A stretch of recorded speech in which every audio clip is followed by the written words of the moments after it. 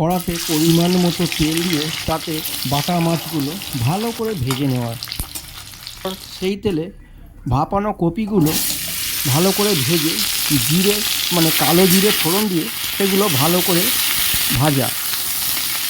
তারপরে আদা, রসুন, কাঁচা লঙ্কা, টমেটো সব কুড়োনো দিয়ে সেটা ভালো করে মশলাটা কষা।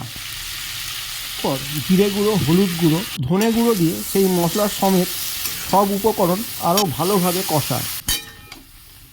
তারপর দেয়া হলো কাশ্মীরি রেড চিলি এবং আবারও কিছুক্ষণ কষবো। এইবার পরিমাণ মতো জল দেব। জল দিয়ে দেব পরিমাণ ও স্বাদ মতো নুন।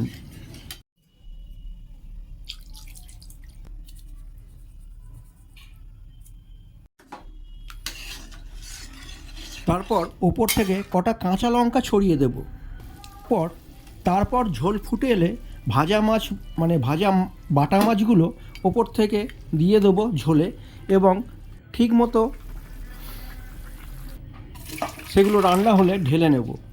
তৈরি হলো সুস্বাদু ফুলকপি কালো জিরে ফোড়ন দিয়ে বাটা মাছের ঝোল।